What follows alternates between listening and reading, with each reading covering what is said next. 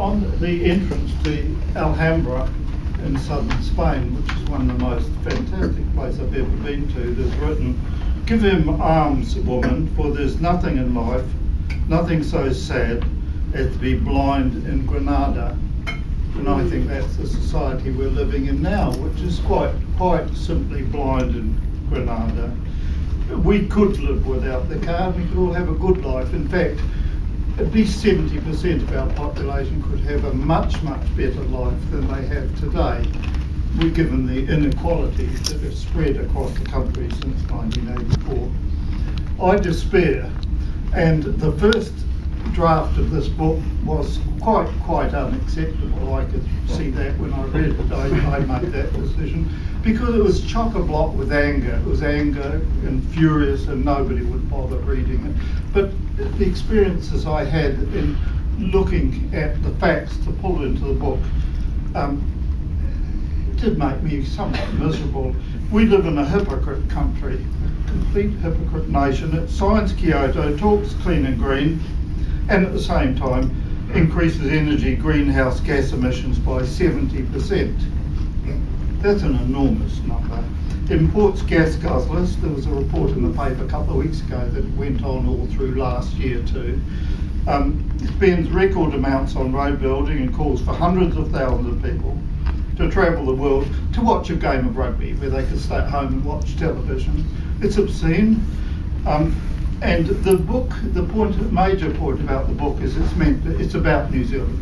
So the tremendous amount of facts and statistics about New Zealand once you get on the web and look for them.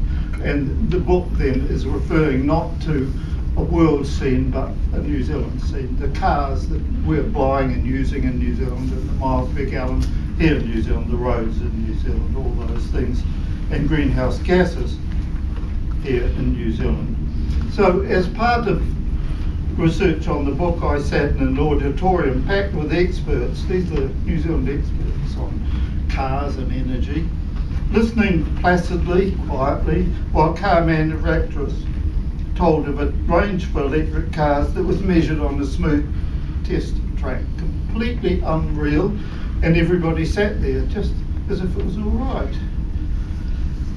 And that's far away from the reality of traffic and hills. And I was the only one who asked, what about if you went up a hill? And the person who was presenting it didn't have a clue what I was talking about. You have to get very, very angry at the standard of research and expertise that runs right through the government service. And this is for a politician must understand you're getting some rubbish from these people. Gave a talk a couple of weeks ago about Tourism New Zealand's idiot forecasting.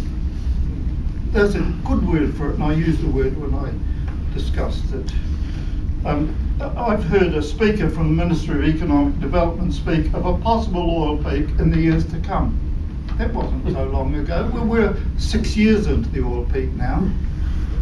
Shouldn't we be a bit aware of it? Oil prices have gone haywire. Did they notice?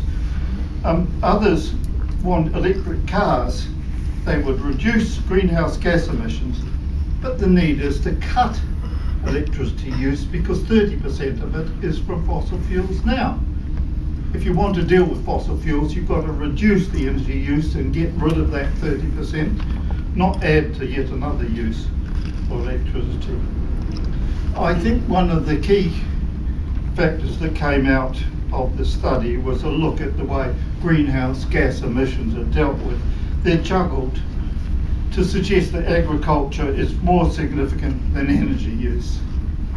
That's because they divide greenhouse gas emissions into three parts, basically. Agriculture, forests, and all the manufacturing and industrial uses in energy. And then they get the forestry part and throw it away and talk about the other two parts of the emissions as emissions, and that way they can get agriculture to be 47% and cars 45%, and so the country fusses about cows. It's cow burps, not cow farts, but you know, that sort of thing. But the right way to look at it is there's always been a natural world, which is animals and plants, always. And the animals have always produced greenhouse gases, the plants have always taken them in. We've got to worry about what's happened in the natural world in total and what's happened in the manufactured, man-made world. And when you do that division, you find that of the total, about 18% is from the natural world. And that number, by the way, is highly uncertain. A lot of these numbers are given to an amazing 6 decimal places, and we have to question what's going on here. How dare they present numbers to 6 decimal places when the first decimal place is reasonable and the second is quite uncertain? Quite uncertain, plus or minus 10%.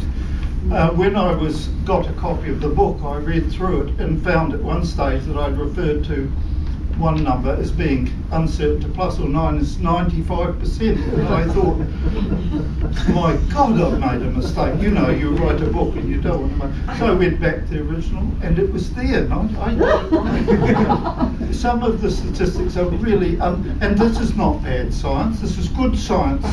You do the best you can and that's what you can do. And the policymakers must understand where there's uncertainty.